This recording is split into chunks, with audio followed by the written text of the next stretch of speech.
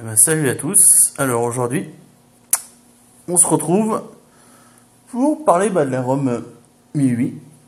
Donc, je vais vous montrer l'utilisation un peu de la ROM en général, ainsi que quelques astuces, on va dire, qui peuvent servir au quotidien dans l'utilisation du téléphone. Alors, on va déjà commencer par l'écran de verrouillage. Hop.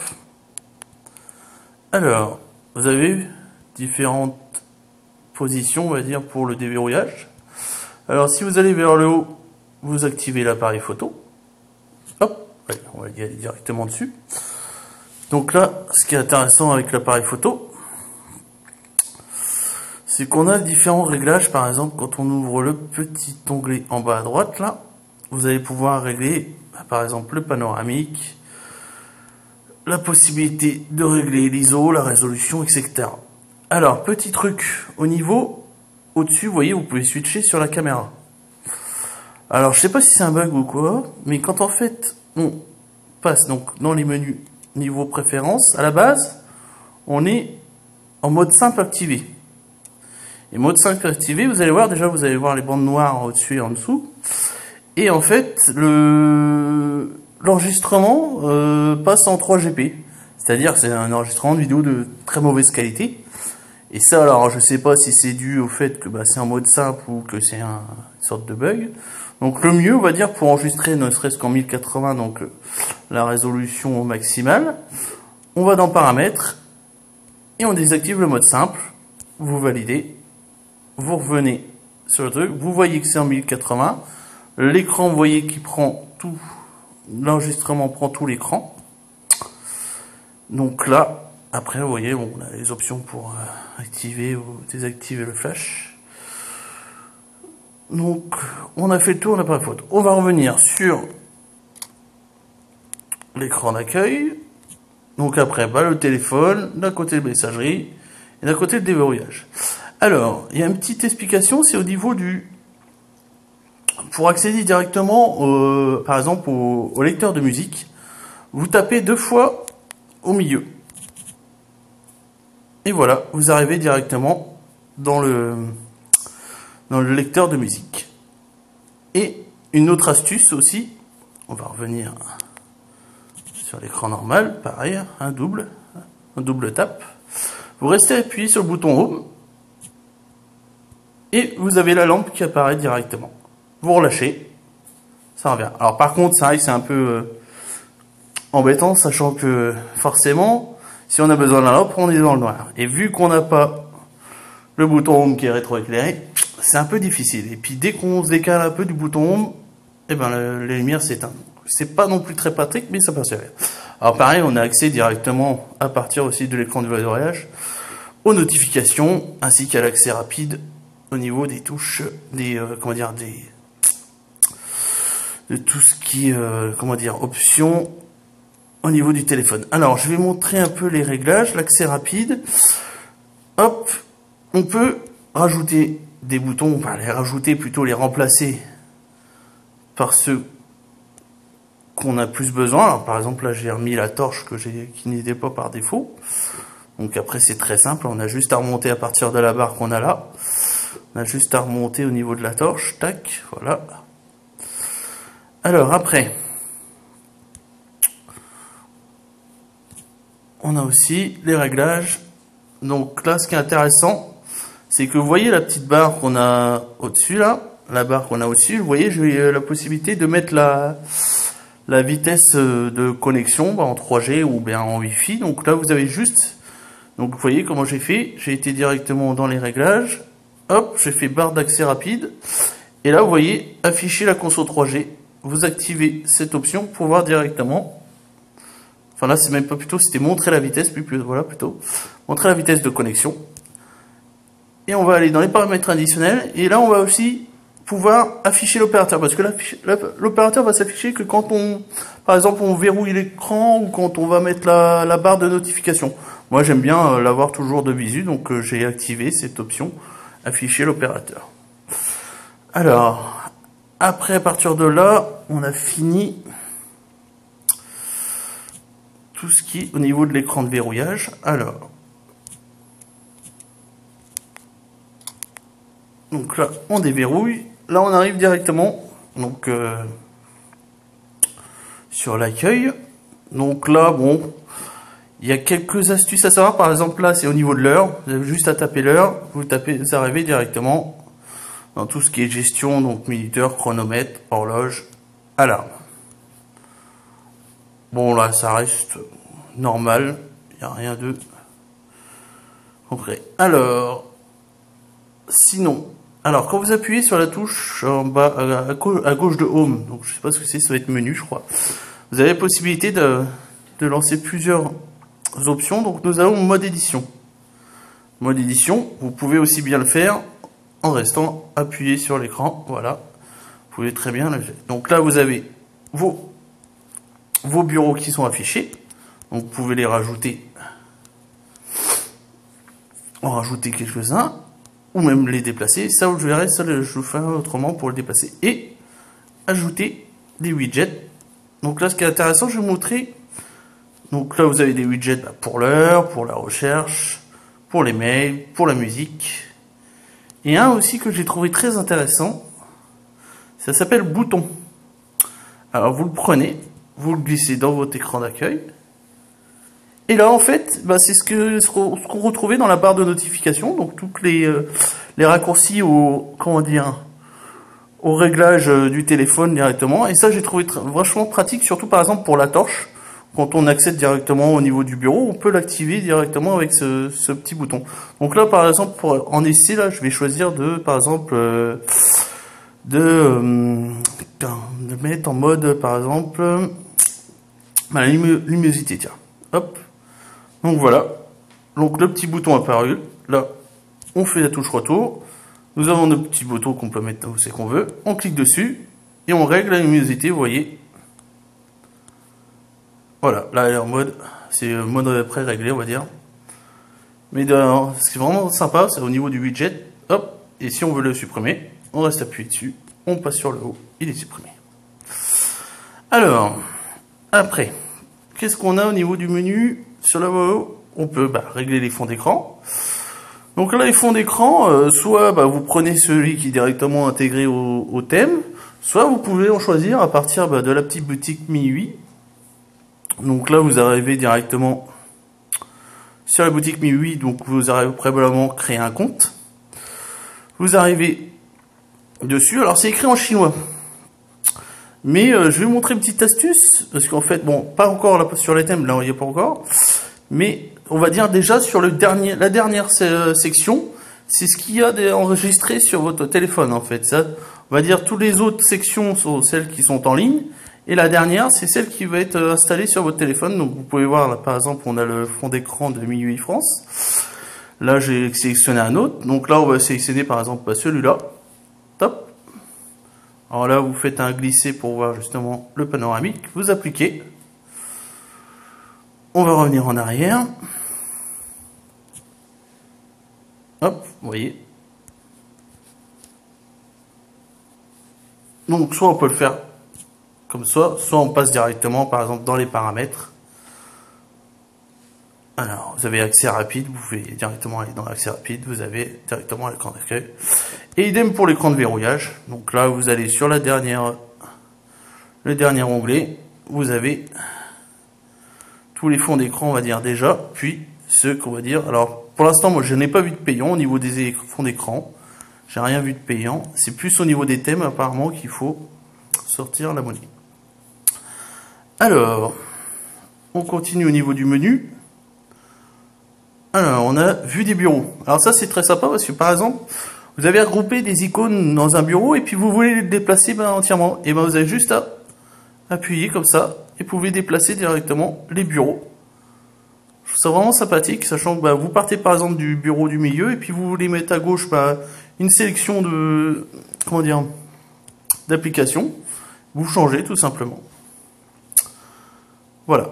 Alors, on revient en arrière. Tac. Les paramètres. Donc là, on arrive directement sur les paramètres.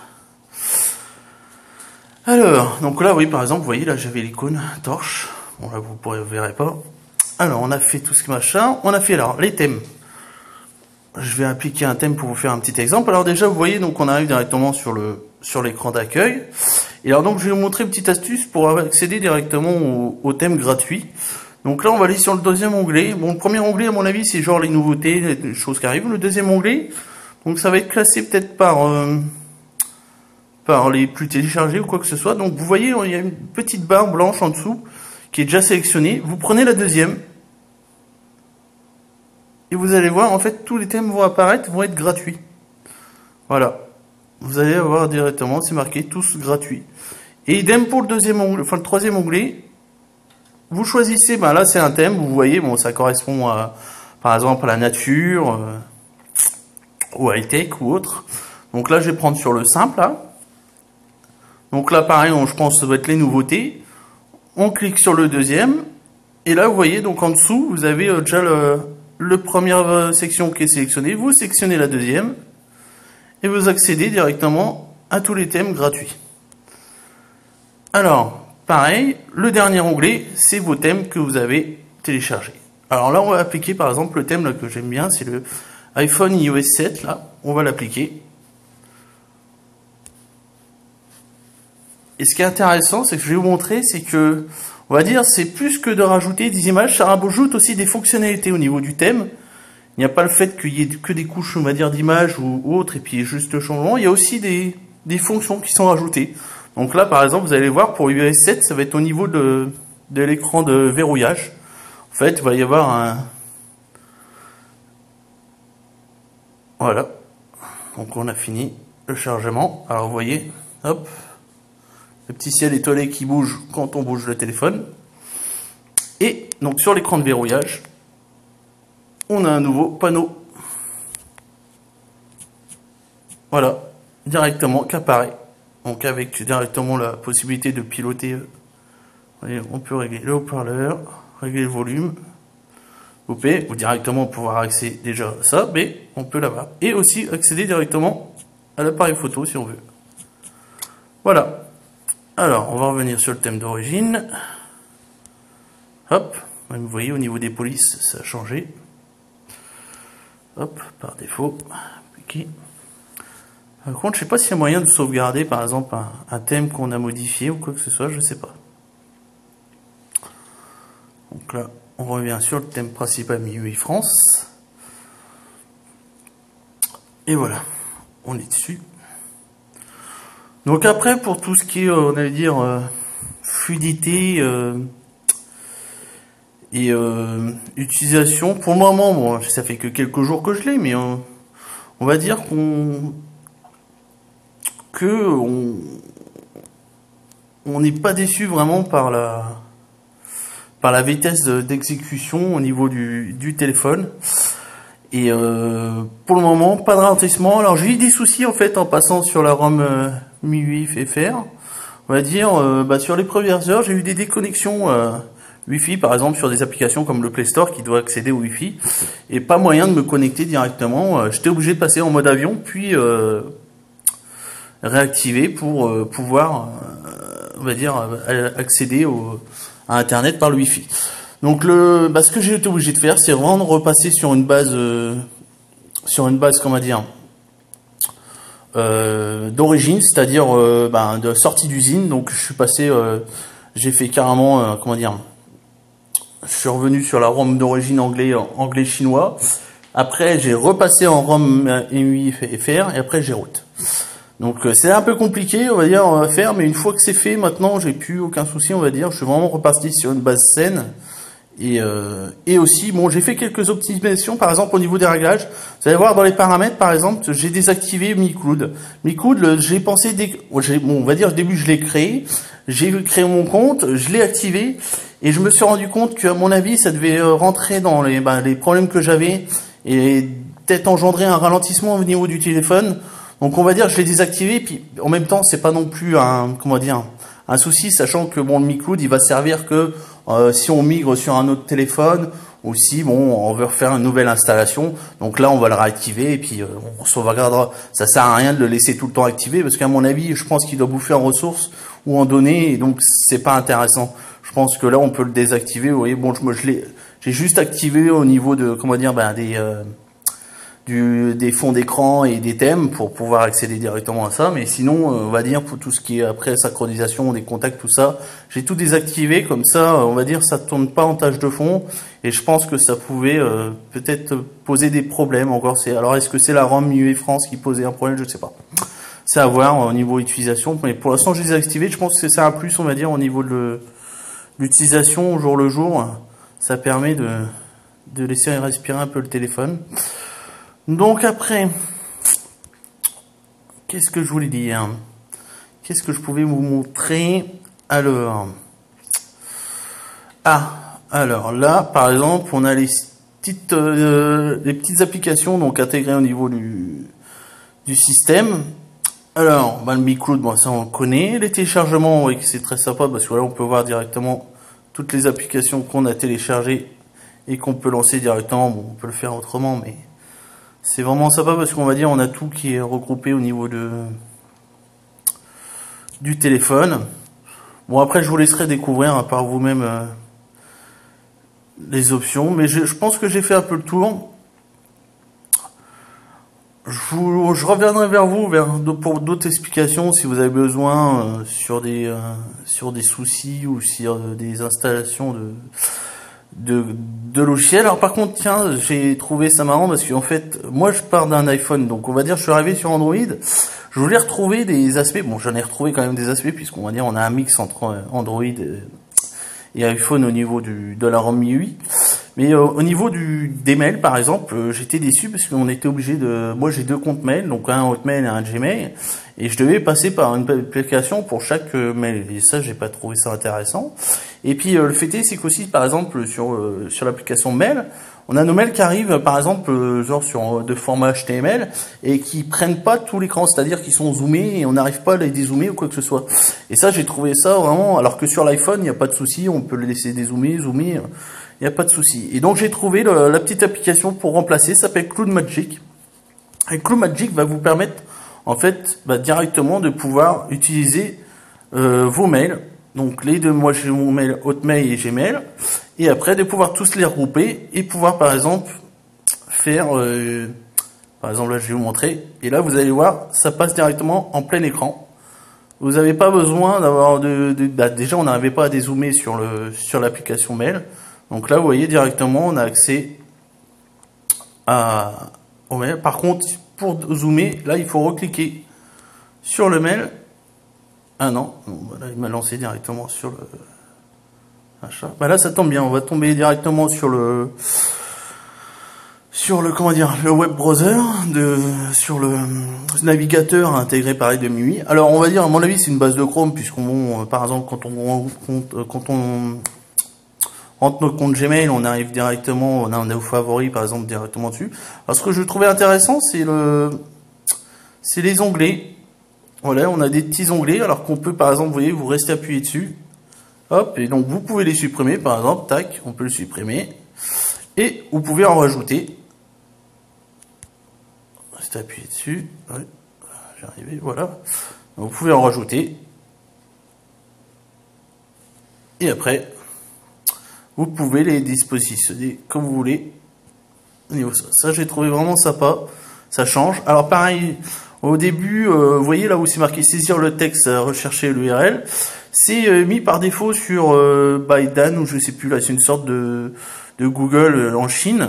Donc là en fait vous allez juste en bas, voilà, vous allez en bas à gauche de Home là, vous cliquez sur l'icône, alors je sais pas c'est lequel, comment ça s'appelle exactement, et vous allez dans le paramètre, et là dans paramètres vous allez pouvoir régler directement le navigateur qu'il faut, enfin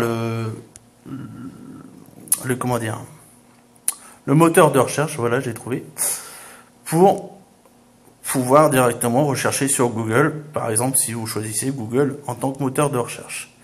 Je trouve ça, voilà, par exemple, définir un moteur de recherche Google. Parce que c'est à la base, alors là, j'ai dû faire, voilà, on est sur Baidu, voilà. Donc ça, j'ai trouvé ça aussi sympa au niveau des réglages. Début à chercher, c'est un peu compliqué, mais une fois qu'on l'a fait, on est tranquille. Alors pareil, ceux qui sont chez Free, pensez à installer aussi la petite application messagerie qui est sympa, puisqu'en fait directement elle va vous mettre la messagerie visuelle, et ainsi que pouvoir faire les réglages au niveau du free wifi, c'est-à-dire pouvoir accéder directement aux bornes free wifi quand vous n'êtes pas chez vous.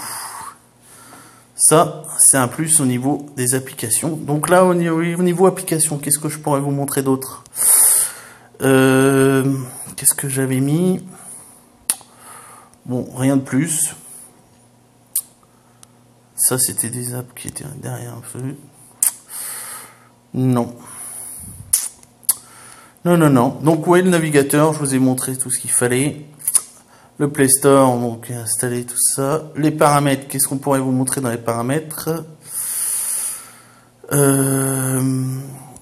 Paramètres généraux, non, rien de plus, on va dire. Donc là, oui, ici, par exemple, quand vous allez voir passer, par exemple,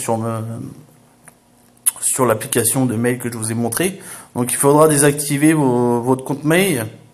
Par exemple, au niveau de Google, vous avez votre compte. Vous cliquez sur votre compte et vous désactivez Synchro Gmail. Comme ça, directement, vos mails n'iront pas en double, on va dire, entre guillemets, sur le téléphone. Et idem, si vous avez configuré